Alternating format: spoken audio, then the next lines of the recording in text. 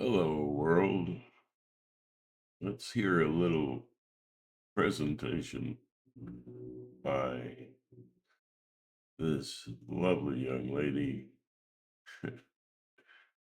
who you all know so well, Rachel Maddow. Night in the United States Senate after he crossed that 24-hour, 19-minute threshold. You saw the applause there from the chamber. He set the all-time record for the longest anyone has ever held the floor in the United States Senate. In that moment, it was a surprise, at least to me, watching it live, when Senator Booker announced that he would keep going. But the very next thing he did after he broke the record is he said that he would take a question from his friend, the senator from Nevada, Catherine Cortez Masto. And in her question, she told him, listen, Senator Booker, while you have been here holding the floor, there is a lot of news that has broken in the world, and I don't know if you have heard about it because you have been holding the floor here for now 24 hours and 19 minutes. But she then told him some of the details about the absolute bloodbath of cuts that Trump forced through today at the FDA and the CDC and the NIH and the other parts of Health and Human Services. Senator Cortez Masto told Senator Booker on the floor tonight about Trump, for example, cutting funding for something called the Healthy Aging Program at the CDC. And that, sounds woo-woo, right? Sounds something light, something that the Trump administration would certainly think expendable. You want to know what the Healthy Aging Program is at the CDC? It's all the government's Alzheimer's programs. Trump just cut them today.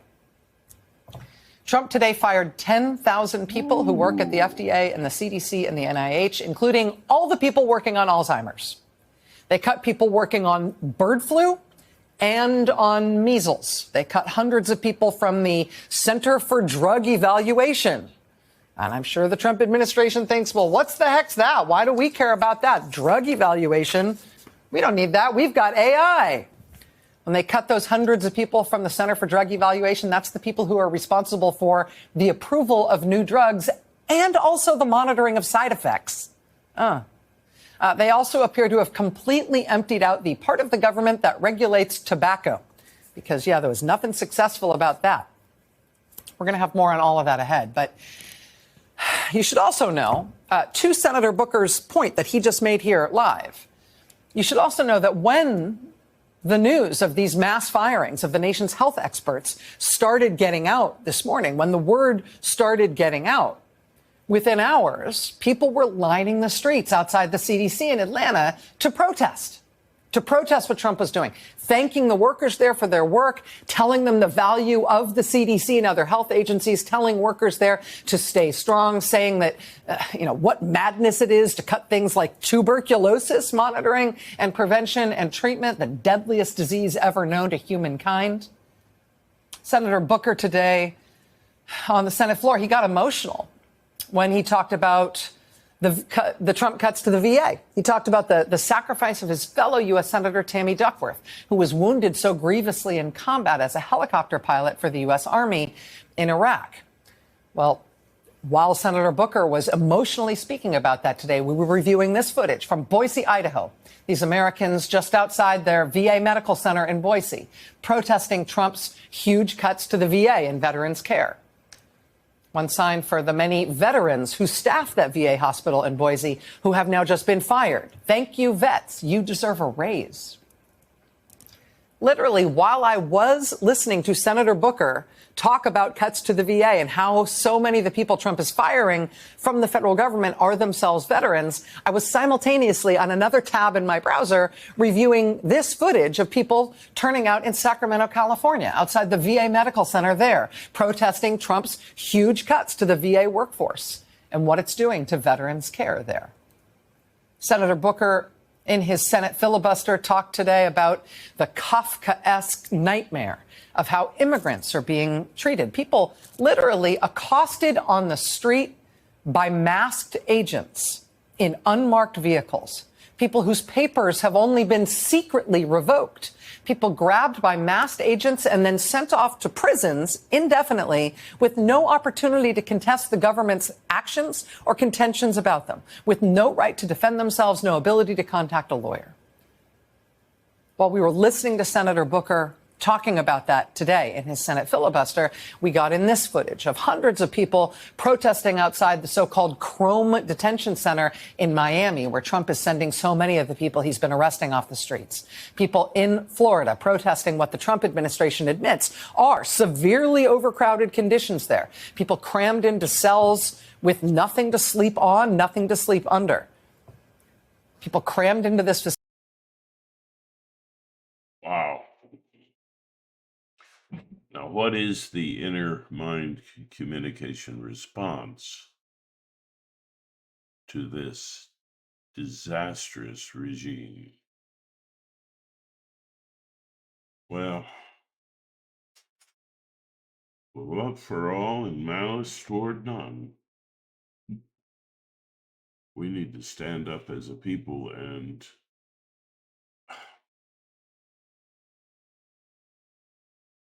today I am proud to see empathy, outreach, and strength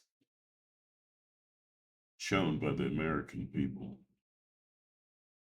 This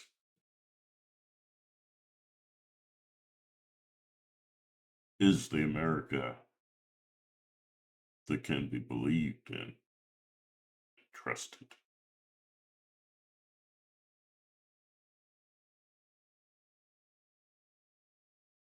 You think that your vote's not important.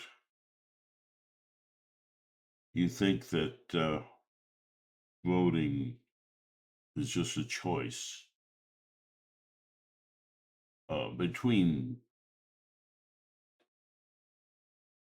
lesser of evil.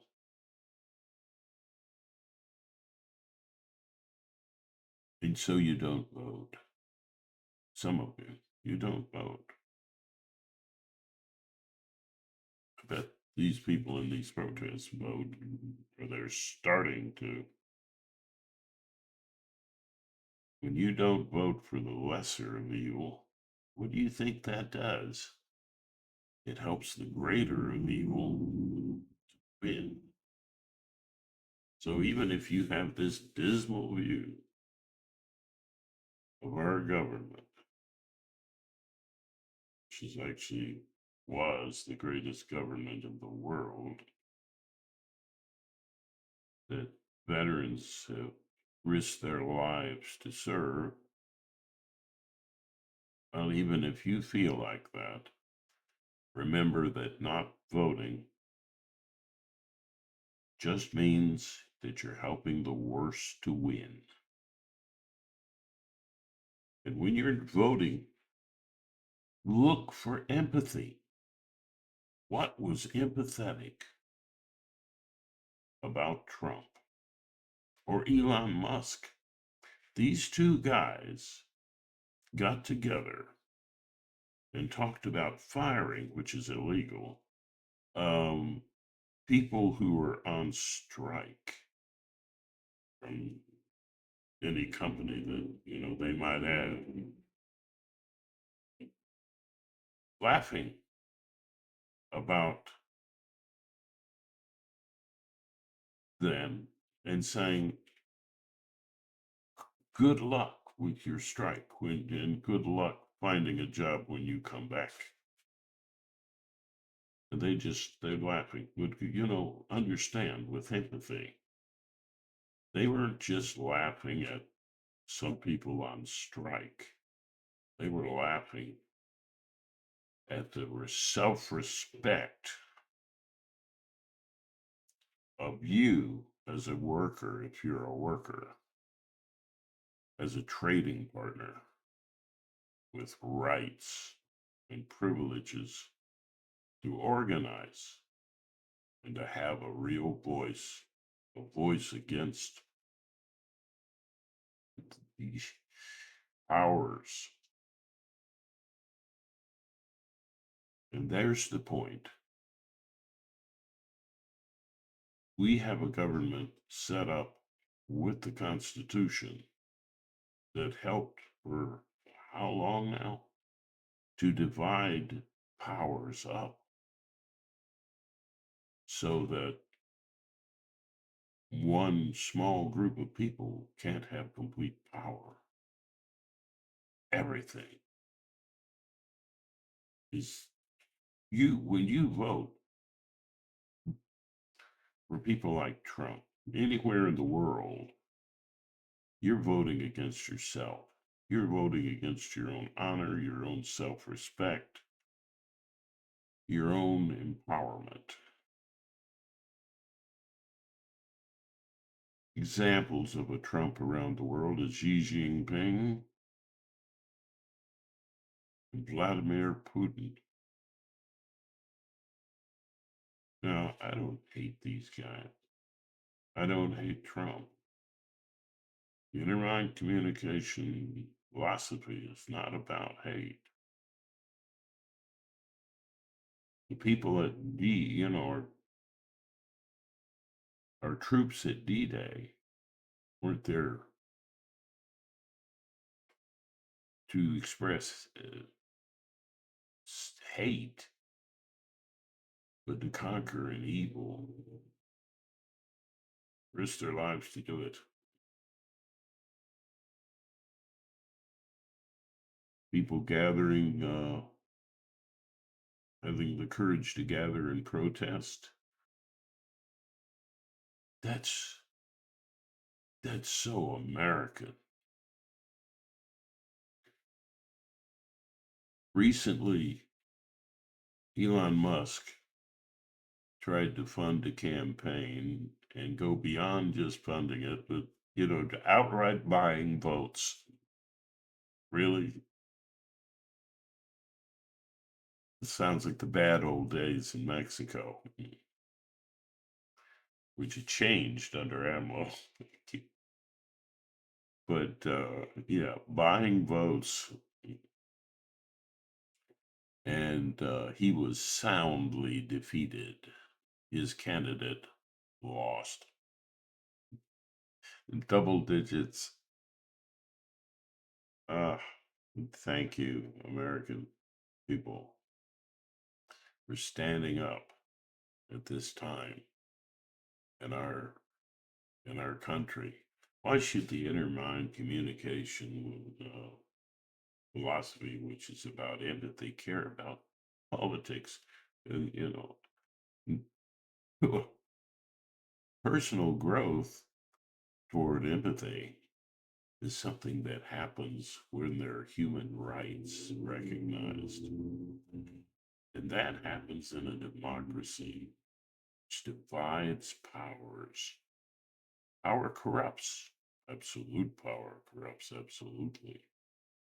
Now we're looking at the dark abyss of that absolute power. That Elon Musk and Trump are doing in this country. And let me stop and tell you that in France, a far right candidate was not allowed to run. Good. When someone wants to put in place a government that is fascist and gives all the power to the rich, which is what typically happens with fascism.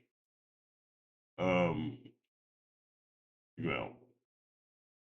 the, the rich end up serving that fascist, you know, just in order to pad their pockets. They think that's the way to go. They don't have to be empathetic.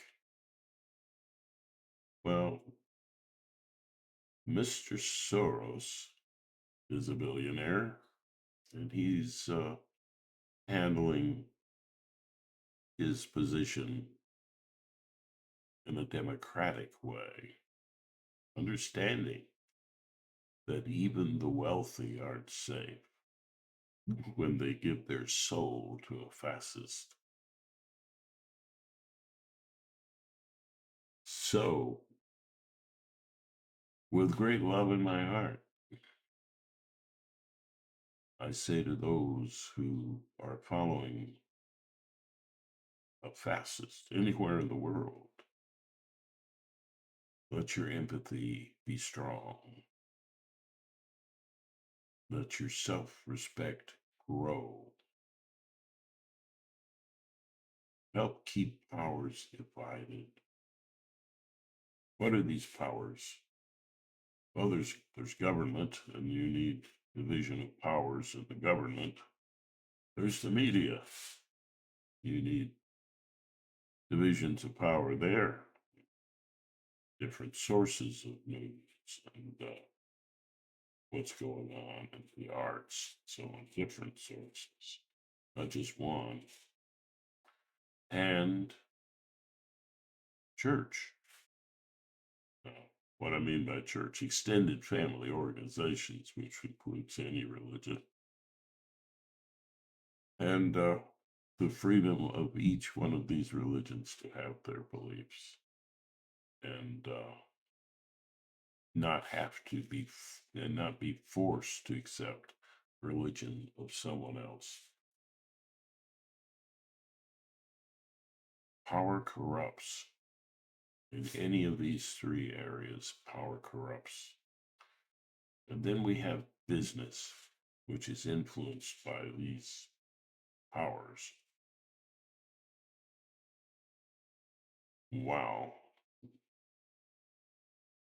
Business needs to divide powers. It needs to respect not just big business, big money, but little businesses and workers who are also trading partners and kind of like atomic businesses,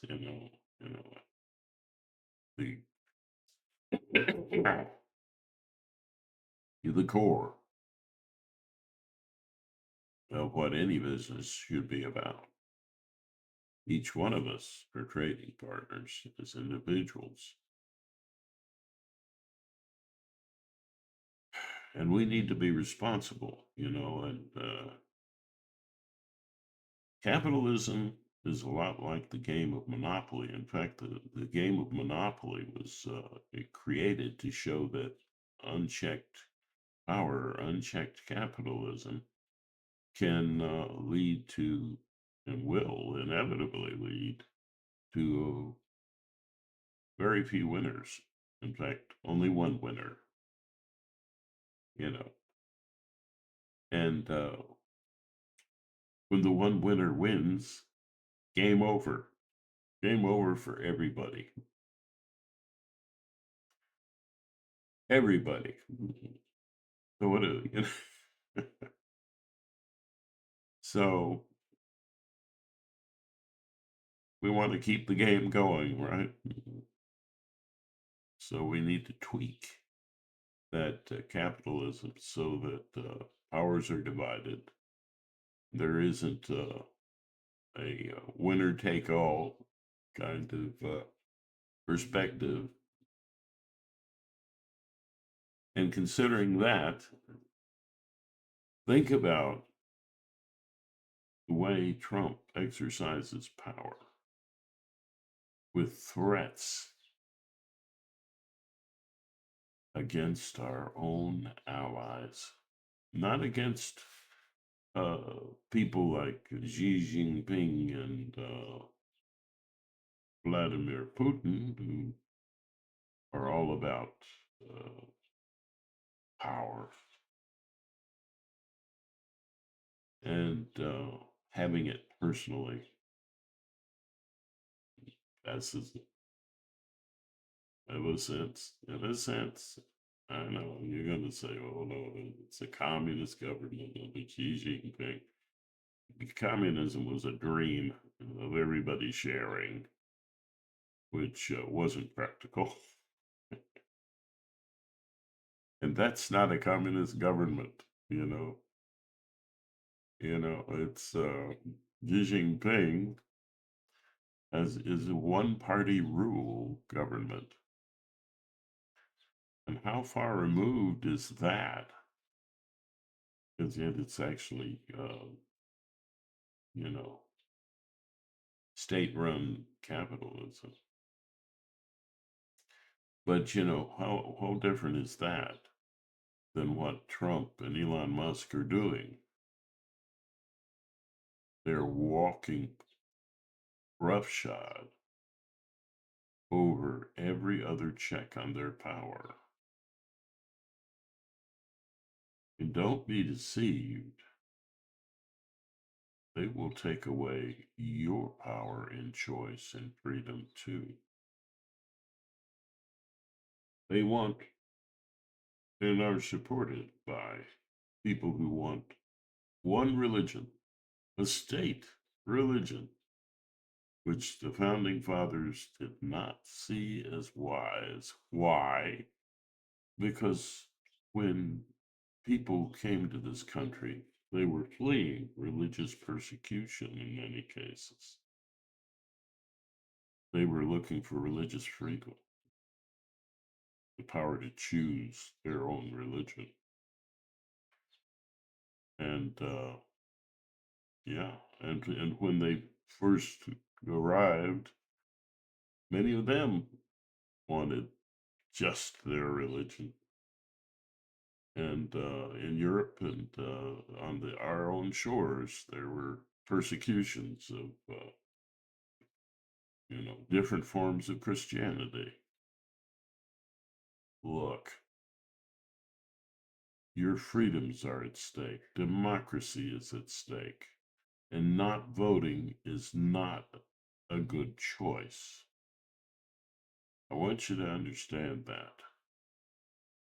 I want you to have faith in yourself, respect for yourself, and understand that as these people here understand, you do have power, but that power comes from cooperating and working with your neighbors, no matter how different any of you might be from the other.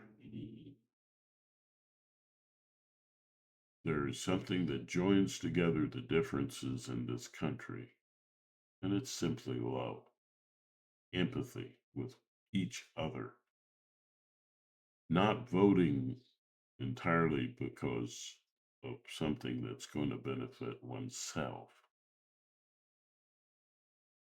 I'm remembering President Kennedy saying, "Ask not what your country can do for you, what you can do for your country." Like the veterans,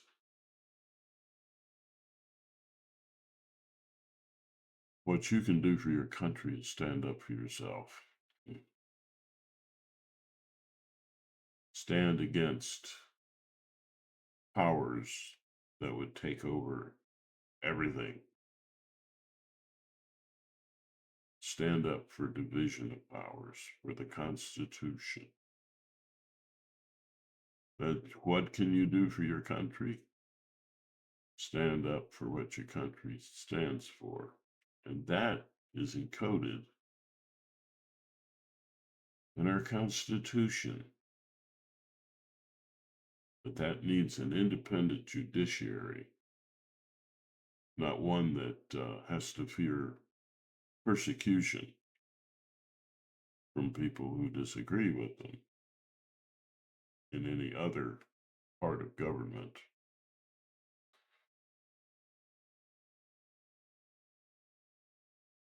We can't keep allowing our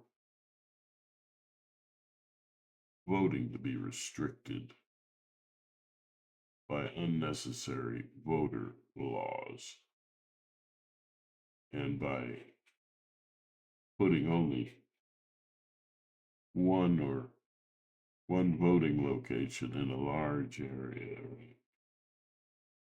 that might not vote according to the party in control.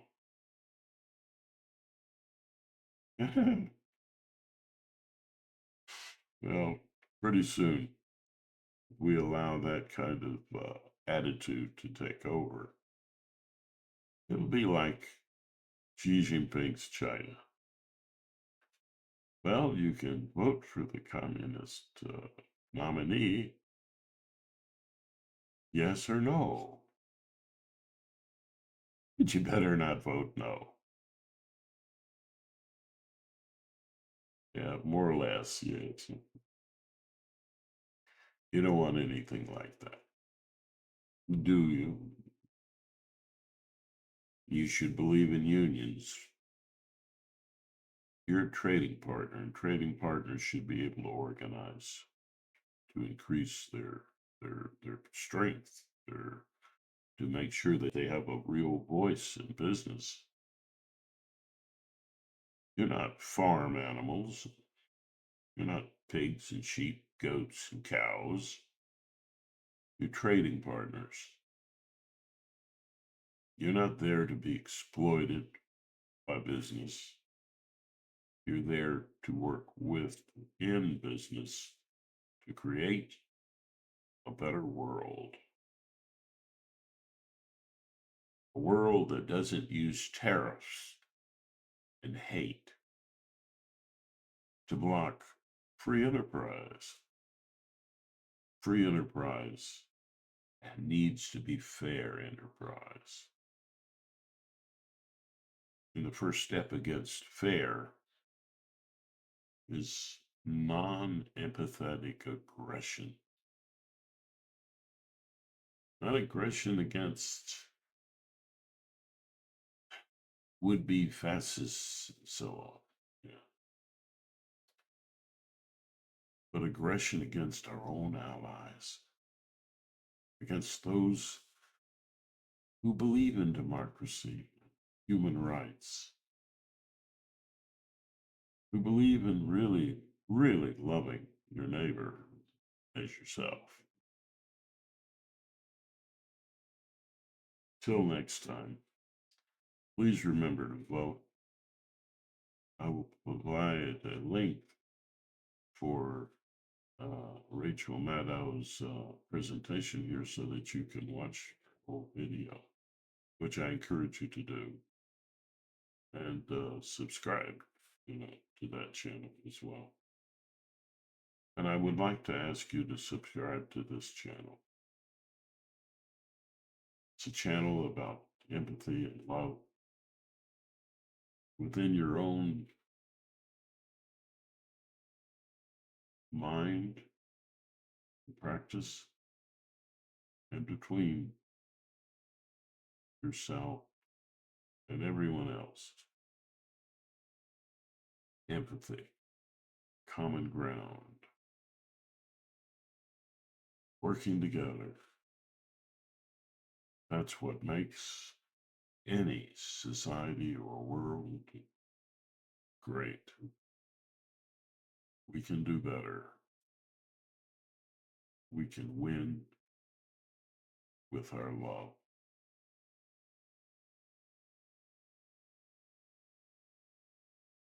You're not just in a world full of wonder. You're part of it. Be sure and vote. Be sure and stand up for what helps empathy to thrive. Until next time.